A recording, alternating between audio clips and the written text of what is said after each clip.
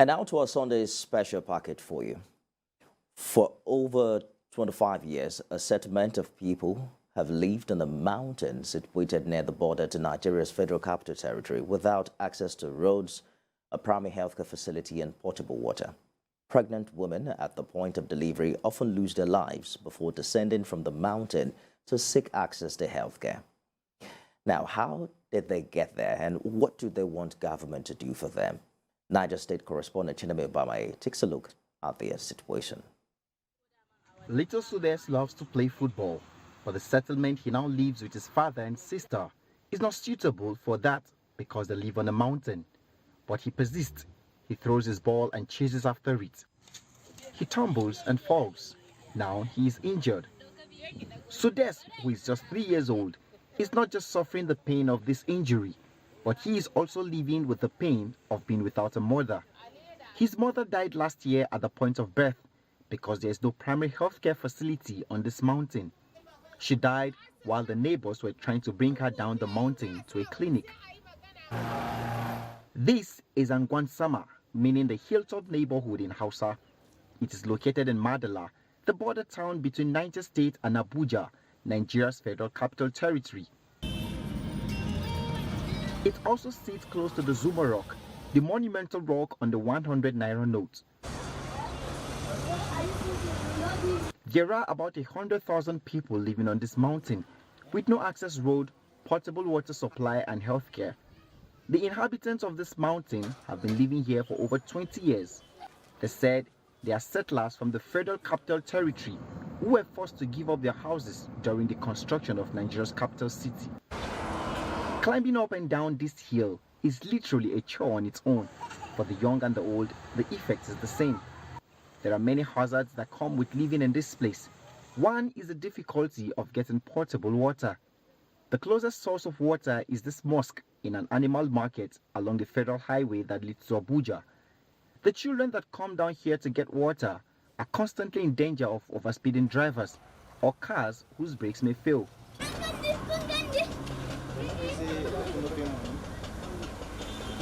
They pay 20 Naira for a bucket of water and begin the uphill task of climbing up the mountain with their buckets of water. Sometimes they make this trip 10 times a day till they get sufficient water for their household. Their mothers are not happy with this. They say some of them have developed persistent backaches and neck pain. There are also challenges of maintaining relationships, as it is hard for friends and relations to visit because of the inaccessibility of roads. Our challenges are much, but the worst of them is road and water. Whenever someone is sick, getting drugs is usually a difficult task, so also is getting water. Our children are developing backaches and neck pain carrying water. They manage here now. Easy by post because of lack of money. If there is money, we can't live here. We can't live here. We must go down. Because of no money, that is why we will manage here. We will manage without water, without light, nothing, no roads. There is no primary healthcare facility here, not even a drugstore. This has a likelihood of increasing child and maternal mortality. We asked the Niger State Commissioner for Health if there were plans by the ministry to set up a primary healthcare facility for the people who lived here. He didn't seem to consider it necessary. So they will come down now. How they climb up, they should climb down. So I can't put facility there. If we fetch water like 2-3 times, we'll not be able to go down or come up again to go and get water again. Or the errand, because we do not have many places to get something around here. So we have to still go down and come before we get something to buy here. But it's hard, but we have no choice to take it like that. Also, when a woman is in labor, before you get someone to take her down the mountain to the hospital, some lose their lives. We want help with drilling of borehole, and a primary health care facility should be provided where we can at least get emergency treatment. People here are mostly small retail traders. who sell fruits in the popular Zuba market down the hill and return here after every day's trade. While moving around the neighborhood, I met this young man whose dream of being a professional footballer was put on hold after an accident on his way to see his agent. He was raised in this neighborhood and now he tries to keep that dream alive by stretching his legs using crutches to walk around this neighborhood. Is living in this place because this place is very high for me to be going down. Even if you look my hand, this is my hand here, because of these crutches. If I'm coming up with hard, I used to use strength to climb. So if I can find a place that will be down for me, so I can stay down, will be better. So I'll be practicing the leg because of this hill. That's why I still use the crutches, because I don't want to fall. But if it's level ground, I can still be managing it gradually before you know you go back to the socket.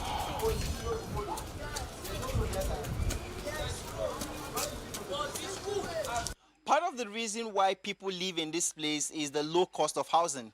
Majority of the people that live here are petty traders. You could comfortably get a 2-bedroom apartment for 80,000 naira in this place, or a single room for 2,500 naira a month. But you most definitely should be ready to grapple with the challenge of water and inaccessibility to this place. In this entire neighborhood, there's no single medical care facility, not even a drugstore. So if there's any medical emergency, the people have to go down the hill to access help. Primary education is greatly needed in this place, but there's only one primary school up on this mountain with no form of governmental support. Most of the children within the ages of 3 and 12 get their basic education here. The proprietor says she and her husband founded this school over 20 years ago with the sole purpose of providing education for the teeming population of children on this mountain.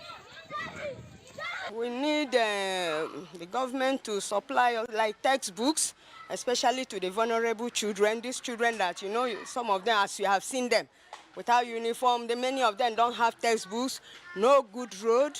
We need to upgrade the school. You can see the buildings and the rest of them. And then, you know, to help, if there is a way to help these children, that is, give them free education. We have many of them that cannot pay school fees at all.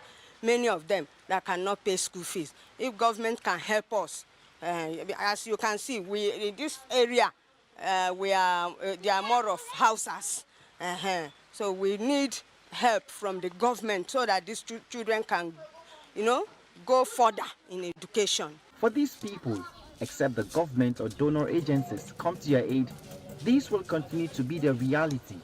Child and infant mortality will go on unabated on this mountain. It's an Herculean task climbing up to this neighborhood that sits on this mountain. Politicians will soon be here to canvass for the votes of these people because it is the election season.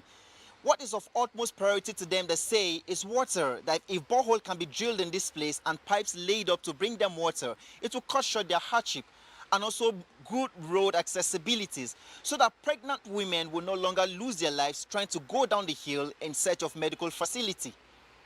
Chenemi Bameyi, TVC News, Madala, Niger State.